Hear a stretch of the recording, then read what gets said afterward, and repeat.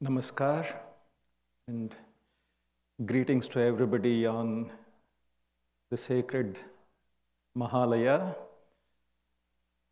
which also happens to be the birthday of revered Swami Akhandanandaji Maharaj. Thank you all for coming.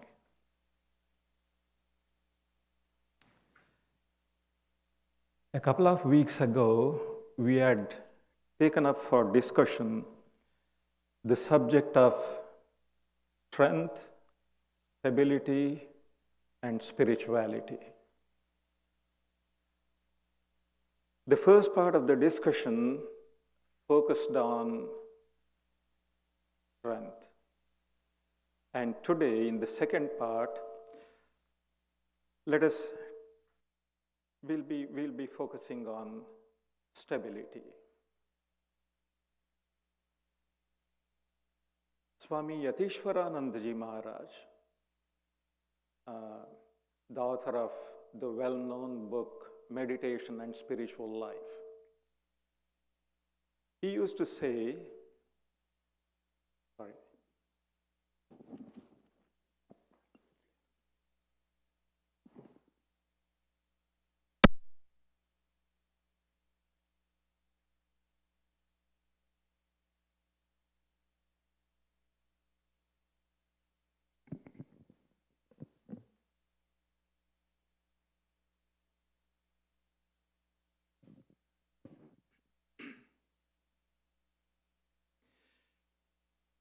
Swami Yatishwaranandaji used to say that as a young boy, he greatly admired a certain small metal ink pot that wandering gypsies used to sell in his village. The speciality of the ink pot was that it never tipped over and the ink never spilled out. The boy Yatishwaranandaji would marvel at it. He wondered how such a thing could be. Later, he learned the secret. The ink pot was so made that its center of gravity was always secure within, so that it could never overturn and spill the ink. Yatishwaranandaji used to mention this as an example of perfect equilibrium, of course, with regard to, in relation to external forces. With reference to internal forces, I mean our own strong feelings and emotions. With reference to this is like maintaining inner serenity amid the disturbing events of life. This is what we call equipoise. How can we attain that serenity and balance? This is one quality that attracts us to spiritual people, even when we ourselves don't know much about spirituality. What is the secret behind a spiritual person's stability? Emotional stability is a wonderful thing to have, but it is so rare, especially in our times. We are quick to blame our environment, but we forget that the conflicts that appear in the outside world are only a manifestation of what we have in our own minds. External troubles can be reduced only if we take greater care of our own minds and learn to use it wisely. It's a proven fact that just as our body is affected by germs and toxins, our mind also suffers because of harmful emotions. We are in constant conflict with our external environment, but a greater conflict is going on within ourselves. And in this conflict, we are often our own greatest problems. Psychologists will tell us that negative complexes are the cause of conflicts. But let me not get into the complexities of the term complex, because it has been variously explained by different psychologists. For our purposes, it's enough to know that complexes are common to all human beings, and they include almost the entire gamut of our emotional lives. They can be either positive or negative, depending on whether they are used for good purposes or bad, whether they ultimately lead to the development and expansion of the personality or to its shrinking and degradation. Let us take, for example, the instinct of self-assertion. We don't have to be great psychologists to understand what self-assertion means. And we all know its negative aspect. But the same instinct can also be directed inward and given a higher term. I can use it to overcome my passions and use the energy that I so save for my higher spiritual growth, or for doing something good for people around me. So there is no need to be afraid of complexes or worry about them. What is bad about complexes is the nature of some of them and the ignorant way in which they are usually handled.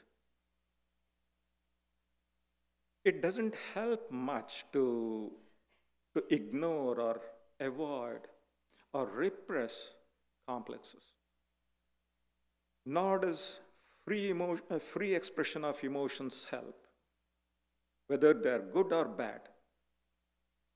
What we need to do is control them and give them a higher turn. If we can do that, we will find for ourselves that is what gives us inner balance and equipoise. This is a small part of the stability that we see and admire in spiritually evolved personalities. Say, a Swami Vivekananda or a Ramana Maharshi. In them, in their personalities, we find the spontaneity and freedom of an innocent child combined with the purity and control of an ascetic. And the result of this blending is a versatile and creative personality that is a source of power and peace. If we seriously study our own minds, we will be surprised to discover how our emotions play tricks on us. They can even bring about different kinds of physical and mental illnesses. Children have been known to select comfortable illnesses to suffer from and sometimes even enjoy them. Parents know these things. And then there are adult children. Every once in a while, we come across people who create worries for themselves when they have none, and even indulge in them and magnify them. People who repeatedly get involved in the affairs of others and making trouble for themselves and for those they profess to help. They seem to thrive on tension. On the other hand, if we keep a sharp watch on our mind's wanderings, we can in many cases detect our emotional troubles even as they begin. and put an end to our own self-created illnesses. So, proper control and direction of emotions contribute to health and stability. In fact, this is one of the secrets of physical health and mental peace. Now, whenever there is any discussion on psychological matters, like now, one term that turns up sooner or later is personality. What does the word mean? What is personality? To put it simply and briefly, the unconscious part of us and the conscious part together make up what we call personality. This personality reaches out into its environment and in turn is affected by it. When psychologists say an individual's personality is a collection of attitudes, habits, and capacities that distinguish him or her from those of others. Attitudes, habits, capacities that distinguish them from those of others. The question naturally arises, who is it that thinks? Who is it that feels, wills? Who is it that acts? What is the one constant factor that persists and enables a person to consider oneself the same person in the midst of all changes? Changes in body, mind, ego, even environment. Philosophy and spirituality probe deeper than psychology in their search. When we analyze ourselves, we find that the ego, the mind, the senses, and the body all together combine to form what we call a psychophysical complex. Now, what is the most fundamental factor in this complex? It is my consciousness, naturally. First, I am, and then I perceive, think, feel, will, and act. We perceive our consciousness directly and the consciousness of others indirectly. Whatever it is, all our individual consciousness seems to be made of the same stuff. Although that stuff gets associated, gets identified with other factors which vary from person to person. This we know from the countless Vedanta lectures that we have heard. Now, apart from the personality's constant struggle with the external world, there is also a never-ending conflict in the internal world. This makes life an incessant adjustment both inside and outside, and whenever there is a failure in this adjustment, there is what we call loss of peace. We know about the personality's two reactions to any kind of challenge: flight or fight. Psychologists say both are signs of failure. Both are signs of failure because both of them indicate instability. Sometimes we want to escape everything that troubles: alcoholism, drug abuse, and such other things, including our meaningless amusements, cheap amusements. These things are all expressions of flight. If they are not cured, personality degenerates. On the other hand, the fight reaction, if the fight reaction is properly directed, that can bring about readjustment and result in restoration of balance. Through the right kind of fighting, that is, learning to fight the enemies within intelligently. By learning how to do that, the personality can regain poise and peace. From the spiritual point of view, however, this kind of psychological stability is not enough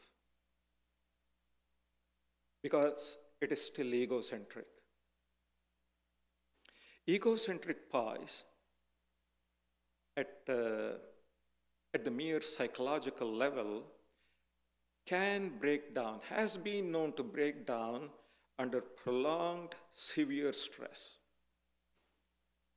That is why most ordinary psychologists would have us believe that a complete resolution of our basic inner conflicts can never be achieved. Sometimes in our weak moments, we too lose hope and wonder if we can ever overcome our moral and spiritual conflicts. We become hopeless. But there have been extraordinary souls, strong people, who, as a result of their spirituality, they have overcome these conflicts completely. They become established in such unshakable equanimity that it is beyond anything psychology can conceive of.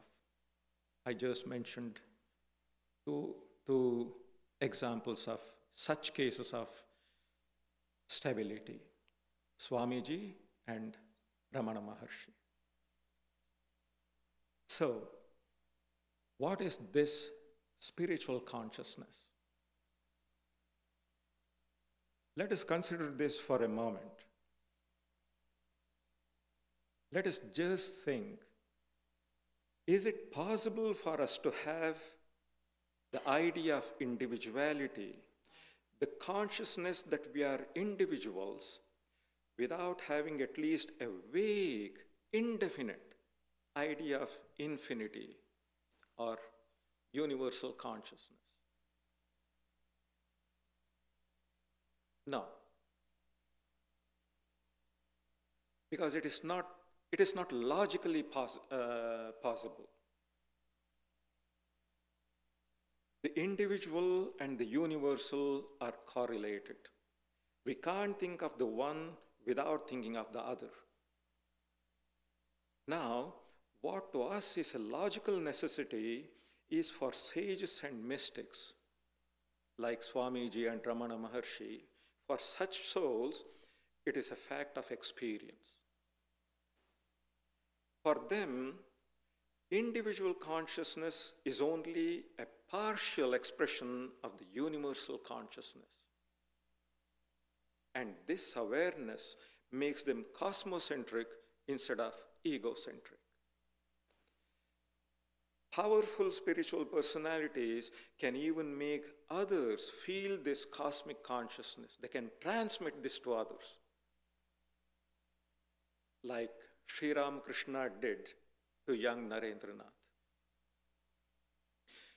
Young Narendranath actually experienced the loss of his individuality and experienced that he was merging into the infinite, which he couldn't properly understand at the time. Anyhow, to say that consciousness is the essence of personality, it doesn't mean that we deny the mind, the senses, and the body. It doesn't mean that just because I say I am the pure Atman, I totally deny my present psychophysical complex. They are our instruments of knowledge and action. But our mind is one among countless other minds. Our body is one among countless other bodies. So here also comes the question of the individual and the universal, of the microcosm and the macrocosm, as Swami Vivekananda put it, on the planes of both mind and matter. The Vedic rishis speak of three kinds of akasha, or space: Mahakasha, Chittakasha, and Chidakasha. Mahakasha is physical, elemental space. Chittakasha is the mental plane, and Chidakasha is the plane of the spirit. The individual body is a part of the cosmic body, the individual mind is a part of the cosmic mind, and the individual consciousness is a part of cosmic consciousness. The macrocosm is the infinite ocean, and the microcosm is a tiny water drop. But which is more real? The ocean, naturally. Of course, the wave too has its reality, but its reality is dependent on the ocean. In the same way, our little limited personality, made up of our individual consciousness, our individual mind, our individual body, are parts of a universal consciousness, a universal mind, and a universal body.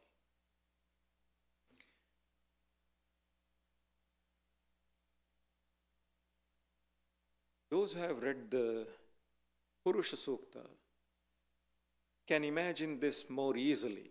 Purusha Sukta of the Rig Veda.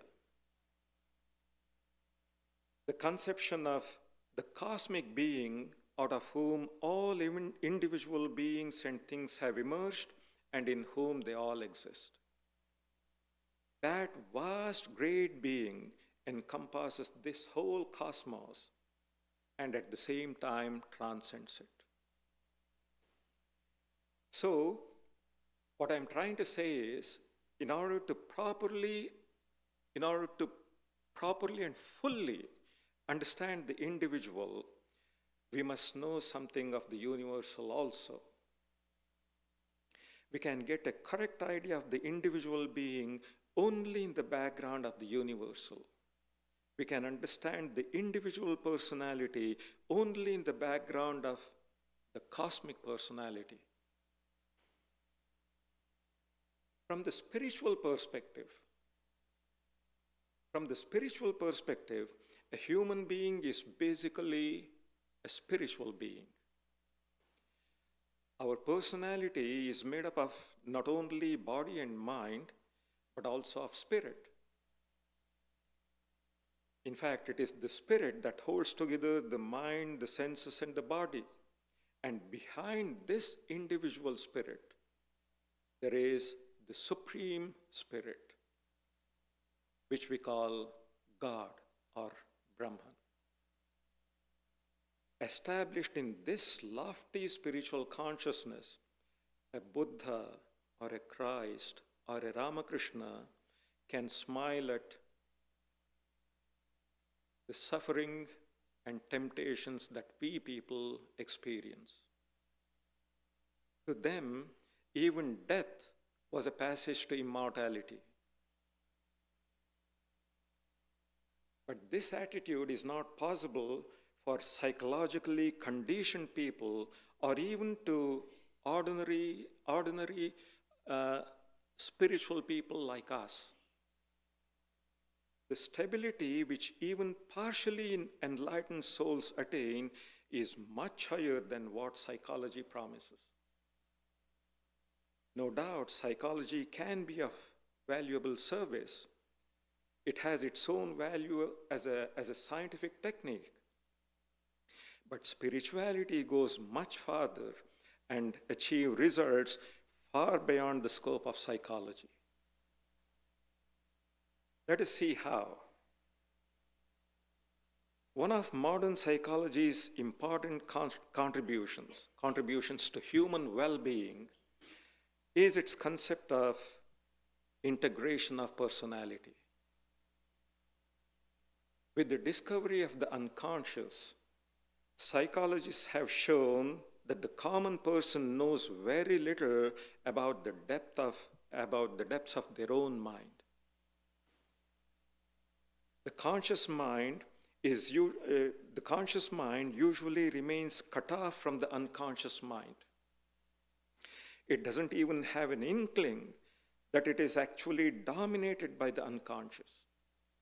That is because we don't know about the existence of the unconscious at all. That is why it is called unconscious, because we are not conscious of it. Not that it is unconscious. We are not conscious of it. And this is the main cause of divisions and conflicts within the personality. So, psychologists, especially Carl Jung, psychologists of his school have stressed the need for integrating the conscious and unconscious parts of personality. So, what is integration of personality? First, let us consider what the word integration means. As you know, an integer is a complete unity, a whole, not a fractional or a mixed number. So, to integrate means to form into a whole, to unite, or to become united so as to form a complete or perfect whole. Integration has different aspects. On the material level, we know that matter is composed of molecules. Molecules are composed of atoms, and atoms are composed of still smaller particles called protons, neutrons, and electrons. Protons and neutrons are concentrated in the nucleus, while electrons are extranucleus and constantly orbit the nucleus. Now, the idea suggests itself that each atom is like a solar system, with all its various components together forming a whole. Just as on the material level, the atoms form parts of a greater whole, similarly, on the bodily level, each cell in our body is like a tiny solar system and an organism in itself. All such individual cells form parts of a greater unit we call a tissue. The tissues, in their turn, form parts of a greater unit we call the body. In a healthy body, that is to say, a well-integrated body, the organs all have their own individual functions, their own individual movements, but they also coordinate with the overall function and movements. When that is not the case, disharmony or illness is the result. So it is necessary for us to take care that our body is properly integrated and harmonized. All parts should be healthy and strong and must be able to function in harmony. Next, we come to the mental level. Our mind is a synthetic whole consisting of the faculties of cognition, emotion, volition, and action. These are psychological terms. Cognition is perceiving. Emotion is feeling. Volition, willing. And acting is action. So our thinking, feeling, willing, and acting are at war with one another. So on the mental level, what disharmony we find compared to the bodily level. And this harmony creates such a terrible confusion within. We have conflicts of duties, conflicts of moral standards, conflict of spiritual ideals, and so forth. So there's a greater need of integration and harmony at the mental level. And the hallmarks of that integration are purity, strength, and stability. Then we come to the level of the ego.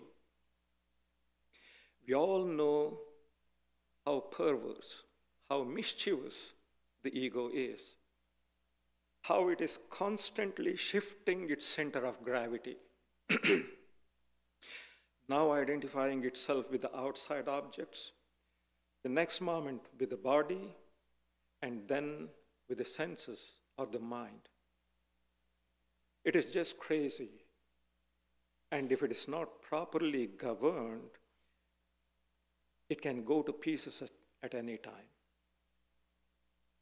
However, at times it becomes so extremely self-centered, we totally forget that our individuality is, after all, a part of the infinite. We forget that our own welfare is inseparable from that of our fellow beings. We become so egocentric, selfish, and mean, harming ourselves, our families, and the society we live in and depend on. So on this level too, we need a deeper kind of integration, spiritual integration. So we see that integration has its physical aspect, its psychological aspect, and its spiritual aspect. In a truly integrated personality, the ego or the individual consciousness is in tune with the universal consciousness. The integrated individual consciousness guides and directs the body and the mind in a harmonious, intelligent, and wholesome manner that is spontaneous. This is what we understand by full integration or true integration, integration of body, mind, and spirit, or you could say integration of the body and mind in the spirit. Probably that is more accurate. It all may appear to be quite a high ideal for us now, but it is good to have a high ideal, an ideal that is worthwhile, than a low one. Keeping the high ideal in view, we steadily follow the path, step by step, with great patience and perseverance. There are steps towards integration. Before mountaineers start on an expedition, they first determine where they stand. That is the first step. That is exactly what we should do whenever we want to achieve a high ideal in our own lives. We must be realistic. We must be honest with ourselves in finding out the actual condition of the body, mind, and ego. This is one invaluable lesson that monastic aspirants of our order are taught right at the beginning. The ideal of harmonious growth, physical, intellectual, moral, and spiritual. And to begin with, to find out exactly where we stand. First, the body, our physical instrument, that must be kept fit and efficient. It is necessary to have a healthy attitude towards the body.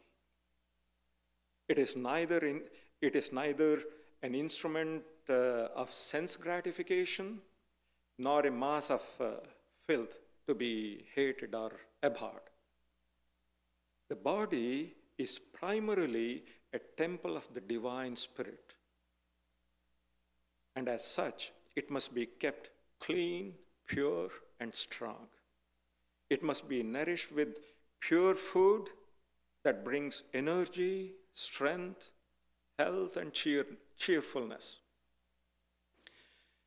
Together with proper food and exercise, it is also important to avoid drugs, stimulants, and intoxicants. An old Sanskrit verse says, "The body is like a raft, and with the spiritual teacher, with the spiritual guide as the helmsman, and with the favorable wind of God's grace, if a person doesn't make use of it to cross the ocean of samsara, that person is a suicide, a killer of one's own spiritual self." So, integration of personality begins with the body. From here, we can move from disintegration to integration. Now, let me say this. We here, we are not out and out worldly people. But at the same time, we are not such great sadhakas that our heart is burning with dispassion and renunciation. That also we are not. We are dharmic people in whom the higher moral sense, the higher moral awareness has awakened. In a manner of speaking, whose spirit is willing, but whose flesh is weak. One thing we can observe in ourselves: whenever we allow our emotions or passions to get the better of us, it always creates discord and disharmony within. We regret our own weakness. On the other hand, whenever we remain firm and refuse to give in, we feel strong and pure. But if we somehow learn how to give those passions a spiritual turn, as Sri Ramakrishna says, we will come to possess greater and greater harmony and integration within ourselves. This kind of sublimation of passions, which is possible only for spiritual seekers, spiritual aspirants. Others have no need of it. This kind of sublimation of passions is easier said than done. We know that. But we can begin with something simpler, which all of us can practice, and which not only Sri Ramakrishna, but all great saints have highly praised and recommended. That is, to make our mind and speech one. To use Sri Ramakrishna's words, Monmukh Akkora. Very simple to say, but almost impossible. But we can all practice that. To unite our thoughts and words. To avoid hypocrisy. Bhaver ghore jano churi na hoy. These are very, very grave words. Sri Ramakrishna used to say, see that there is no theft in the chamber of the heart. Be faithful. So, to avoid hypocrisy, at our level, this is the best and most effective way of beginning the process of integration. When we have succeeded in practicing this to some extent, then we can aim at a still deeper integration and try to coordinate our thinking, feeling, and willing. Normally, our consciousness is associated with one of these faculties which dominates the rest. For example, we may be too analytical, we may be over-emotional, or we may exercise our will rashly without considering the consequences. All these tendencies create a dichotomy, a cleavage within us. So we need to coordinate these faculties. But how? It may surprise people, but again, the best and most effective way, which all of us can practice, have been practicing in many cases, is to dissociate ourselves from all these faculties and try to be with the pure Atman within. To make the pure Atman the subject of our meditation and gain some steadiness in this practice. Here we can take the help of verses like Shankaracharya's famous Nirvana Shatkam. If we can meditate on our own pure individual consciousness long enough, deeply enough, and regularly, we can see for ourselves that when we come back from this detached, meditative state, back to the faculties, back to the psychophysical complex, we are able to coordinate their functions and make them function harmoniously. And for people like us, this is no small achievement. This is how, so we see, spiritual practice also have psychological benefits, psychological advantages. This is how we not only integrate our conflicting faculties and resolve personal conflicts, but also reestablish our center of gravity deep within. That is what we began with, the ink bottle. It may be true that with the right kind of psychological treatment also, the personality can be integrated and the center of gravity restored and brought to rest within. In successful cases, people do regain a measure of mental balance after undergoing analysis by a real expert. But for us spiritual seekers, the highest and the surest mental equipoise is attained by passing through systematic moral and spiritual practice. And that consists of holding on to the spiritual ideal, avoidance of hypocrisy in any form, and meditation on the pure self within. So let me repeat it. Holding on to the spiritual ideal, avoidance of hypocrisy, and meditation on the Atman. If these three things cannot bring us stability, nothing else will. Let us look at our lives dispassionately. What are the real causes of loss of stability, of loss of peace and harmony? We know the answer. It is falsehood, unchastity, greed, anger, hatred, and the rest. And sometimes there is also a kind of helpless emotional dependence on others. These things push the center of gravity outside, away from our essential integrity and create conflict and discord. On the other hand, self-control and purity of character make us masters of ourselves and lead to integration of personality. And this integration of personality in its turn has the effect of generating harmony and peace. The secret of integration lies in where exactly our center of gravity is. Jesus Christ says, a man's heart is where his mind is.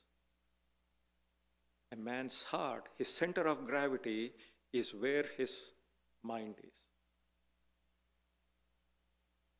So, by center of gravity, we mean the center of our consciousness, our I consciousness. So, the first step towards integration is to locate this center in the proper place.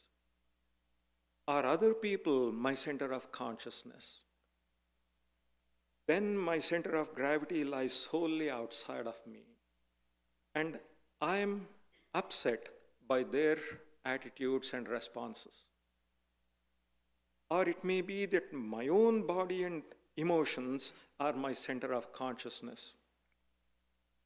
These two skew my personality and lead to its disintegration. So, we must first try to separate our I consciousness and locate it in the Atman within. It all comes back to the same old thing.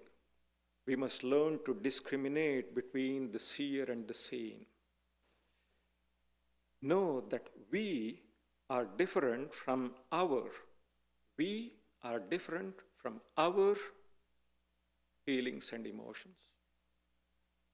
We have to learn to disentangle ourselves from our emotions. Swami Ashokananda ji used to say, so what if your mind is depressed? Why should you be depressed? Your mind is depressed, but why are you depressed? So, as we begin to recognize these things as something other than our true self, we get the upper hand over them. And this gives us stability, the ability to control our mind and face the problems of life calmly. So, the first step towards integration of personality is, as the psychologists also say, to locate and fix our center of gravity, our center of consciousness in the proper place. That is, to retrieve it from outside and fix it securely within. This gives the ego a certain mastery over the whole psychophysical complex. However, as we heard at the beginning, from the standpoint of our highest spiritual ideal, this is still egocentric integration and not without its own limitations. It is still not proof against the shocks and temptations that can come from the world anytime. I said, if this egocentric stability, integration is exposed to prolonged periods of stress, it has been known to break down.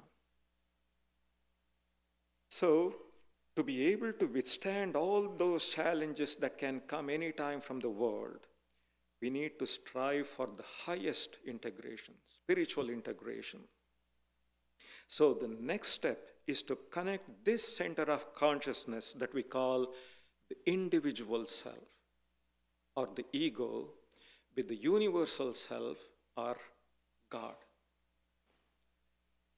That is integration of personality in the universal spirit. Carl Jung, whom I mentioned, he says in his famous book, Modern Man in Search of a Soul. Modern Man in Search of a Soul. There he writes, the ego is ill for the very reason that it is cut off from the whole and has lost its connection with both humanity as well as spirit. We just heard the Vedic conception of the thousand-headed, thousand-eyed, thousand-legged great being who encompasses the whole cosmos and at the same time transcends it. I'm quoting from the Purusha Sukta. The cosmic being out of whom all individual beings and things have emerged and in whom they all exist. This is the God. This is the God of Vedanta that Swami Vivekananda worshipped. He said, this is one of his most famous quotations.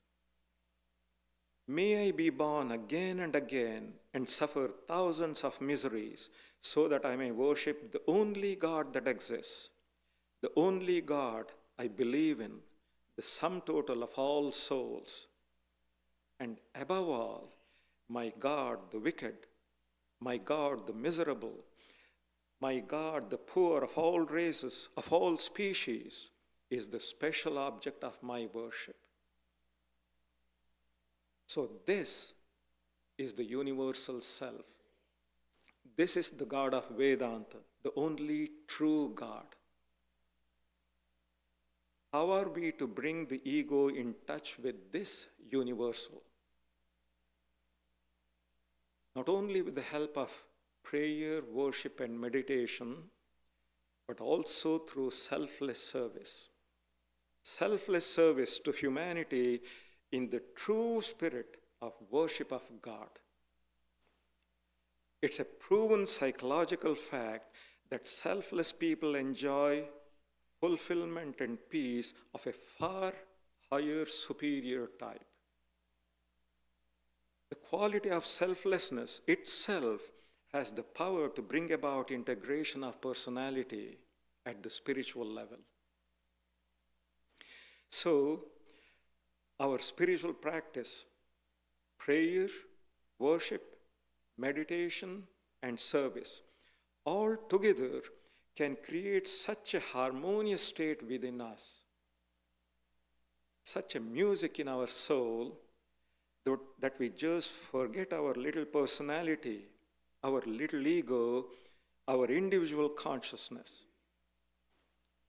Then we feel naturally the touch of the universal, the cosmic consciousness that is already latent within us, within all of us. In this state, the universal is felt as more real than the individual. Not I, but thou, but thou. Here the deepest integration takes place. And when the soul comes back to ordinary consciousness, to the psychophysical plane, it feels an extraordinary sense of integration, a sense of harmony. The individual has become rooted in the universal, and the spiritualized ego remains in perfect harmony with the body-mind. Here, personality remains integrated in the one impersonal, universal being. This is the plane in which the great masters, the great saints and mystics of the world lived and moved. Their souls were in profound communion with God, making it possible for them to remain unruffled amid the violence and turbulence of the world around them. This is what we see in their lives.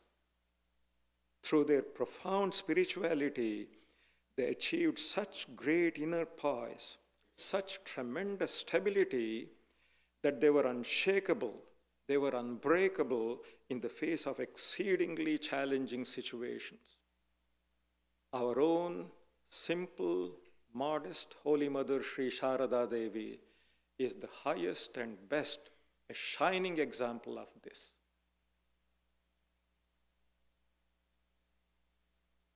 It brings to mind the well-known words of the Ishavasyopanishad. Yastu sarvani bhutani atmanyeva anupashyati sarva bhuteshu chatmanam tato na vijugupsate. The wise man beholds all beings in the self and the self in all beings. For that reason, he does not hate anyone.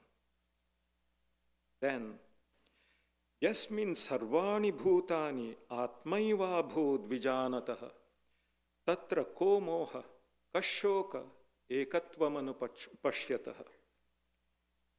When to the seer all things have become verily the self, then what delusion, what sorrow can there be for him who beholds that oneness? That blessed state where the soul perceives itself everywhere in everything, that is the ideal of complete integration. That is the very perfection of integration. Being established in that state alone will bring us real stability. Thank you.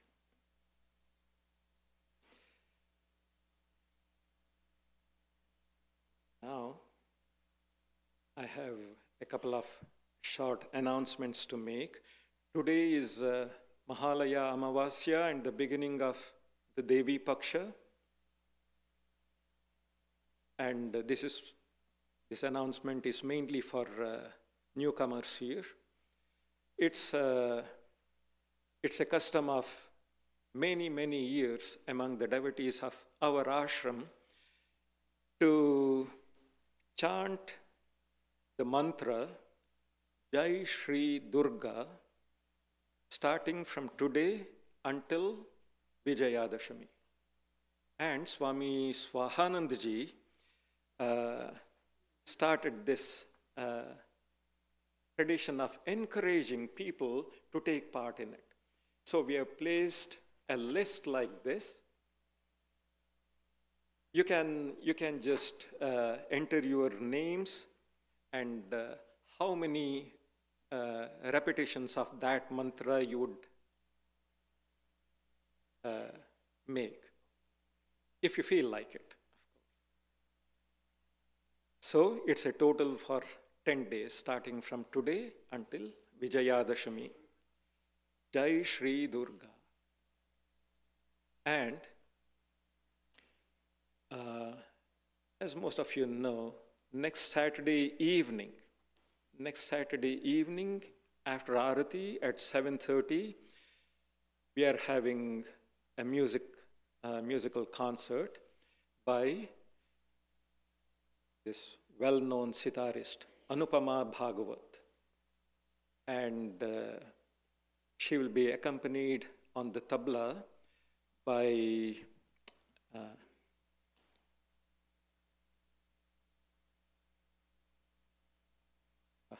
I thought I'll remember.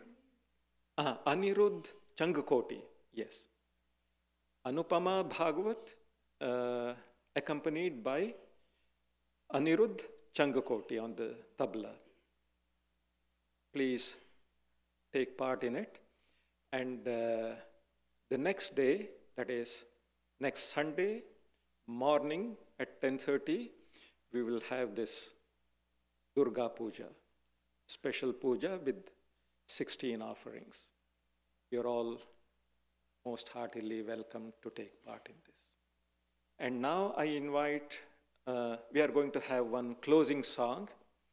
And after that, we can all go downstairs to the basement and enjoy some light refreshments. Thank you all.